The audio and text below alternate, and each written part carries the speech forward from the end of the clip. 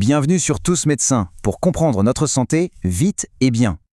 Voilà, imaginez la scène. Ce tableau, c'est un grand classique des urgences et ça doit immédiatement nous alerter. Une sportive, d'habitude en pleine forme, qui s'effondre littéralement après un effort. Là, il n'y a pas de doute, on est face à une urgence médicale. On va analyser ce cas ensemble, pas à pas, pour apprendre à réagir vite et surtout bien. Pour y voir clair, on va suivre les étapes du raisonnement clinique. C'est la méthode à appliquer à chaque fois. On part de la présentation de la patiente, on va jusqu'à la prise en charge, et on terminera avec les points essentiels à retenir. Allez, c'est parti. On commence donc avec la présentation de notre patiente. C'est une situation clinique que l'on rencontre très souvent et qu'il faut absolument savoir maîtriser. Alors, le profil est assez simple. Une jeune femme, 32 ans, en super forme, pas d'antécédents. Mais c'est le contexte qui est la clé de tout. Un effort intense, une grosse chaleur et pas assez d'hydratation. C'est un vrai cocktail explosif. Tous les symptômes qu'elle décrit, la fatigue, les vertiges, la soif et surtout le fait qu'elle n'urine plus, ce sont des signaux d'alarme que son corps envoie. Bon, maintenant, les constantes. C'est la première chose qu'on prend aux urgences. Et c'est fondamental. Et là, les chiffres parlent d'eux-mêmes. Le cœur s'emballe, il essaye de compenser. 125 battements par minute, c'est beaucoup. La pression artérielle, elle, est effondrée. 85/55. Elle respire vite, elle est un peu fébrile. Bref, ces chiffres ne mentent pas. Son organisme est en souffrance, en état de choc. Alors avec ces premiers éléments en main, quelle est votre hypothèse principale? C'est quoi le danger immédiat pour cette patiente? Prenez juste une seconde pour y réfléchir. On passe à l'étape suivante, on a les données, maintenant il faut les interpréter pour construire une hypothèse solide. C'est vraiment le cœur de notre métier. Et la réponse, bien sûr, c'est l'hypovolémie. C'est le diagnostic qu'il faut avoir en tête immédiatement. C'est logique, il n'y a plus assez de volume de sang qui circule. Du coup, le cœur accélère pour tenter de compenser, c'est la tachycardie. Mais ça ne suffit pas et la pression dans les tuyaux chute quand même, c'est l'hypotension. Ce duo tachycardie-hypotension, c'est un couple classique et très dangereux. Pour confirmer cette idée d'hypovolémie, on a l'examen clinique. On va chercher tout un tas de petits signes qui, mis bout à bout, vont confirmer notre intuition. On regarde les muqueuses, elles sont sèches, on pince la peau, le pli cutané met du temps à revenir, on confirme qu'elle n'urine presque plus, c'est l'oligurie.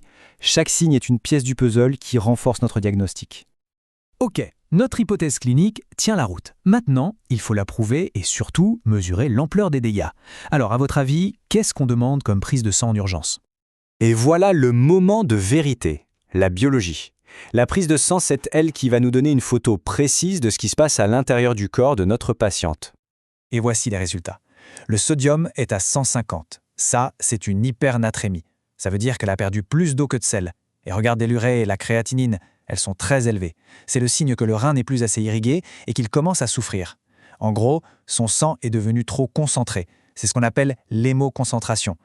Donc, si on met tout ensemble, la clinique et la biologie, le diagnostic est clair. Ce n'est pas une petite fatigue, c'est une déshydratation extracellulaire sévère qui se complique d'une insuffisance rénale aiguë. Le mot important ici, c'est fonctionnel. Ça veut dire que le rein n'est pas encore abîmé.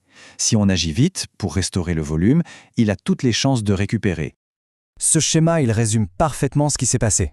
Tout part de la transpiration massive. Le volume de sang diminue. Donc le cœur reçoit moins de sang, la pression s'effondre. Et là, les organes, en particulier les reins, ne reçoivent plus assez d'oxygène pour travailler. Si on ne stoppe pas ce cercle vicieux très vite, on tombe dans le choc hypovolémique. Et ça peut être fatal. Bon, le diagnostic est posé, on a évalué la gravité. Maintenant, on n'a plus une seule minute à perdre. On passe à la prise en charge. Elle doit être immédiate et parfaitement cadrée. Face à une urgence, quelle qu'elle soit, on revient toujours aux fondamentaux. Le fameux ABC. A pour airway, est-ce que les voies aériennes sont libres? B pour breathing, est-ce qu'elle respire bien? Et C pour circulation. Dans le cas de notre patiente, c'est très clair. Le problème, c'est le C. C'est là-dessus qu'il faut agir. Je le répète, parce que c'est le message le plus important. Dans ce contexte précis, tout le reste peut attendre. La seule chose qui compte, c'est de restaurer le volume circulant. C'est ça, et uniquement ça, qui va la sauver. Et la première action, elle est simple, elle est quantifiable et elle est vitale. Le premier geste qui sauve, c'est ça, ce litre. Concrètement, ça veut dire quoi? On pose une bonne voie veineuse, un bon calibre, et on passe 1 litre de sérum salé isotonique. Pourquoi isotonique? Parce qu'il va rester dans les vaisseaux et les remplir efficacement. Et on le passe vite, en 30 à 60 minutes. L'objectif, c'est de faire remonter la tension et de réirriguer les organes le plus vite possible. Ok, la patiente est prise en charge, la perfusion tourne. C'est le moment de souffler un peu et de prendre du recul pour analyser les pièges à éviter et retenir les messages clés de ce cas clinique.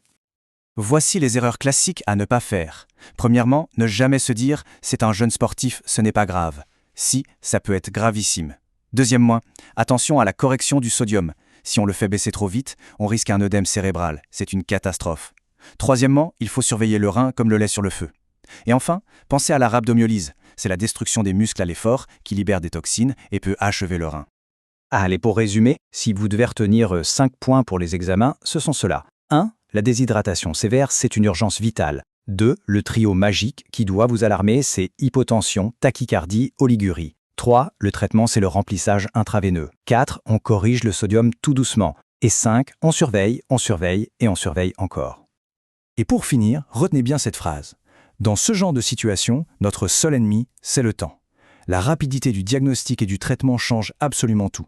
Ce premier litre de sérum salé, c'est souvent lui qui fait la différence entre un bon et un mauvais pronostic. Et c'est exactement ça, la médecine d'urgence.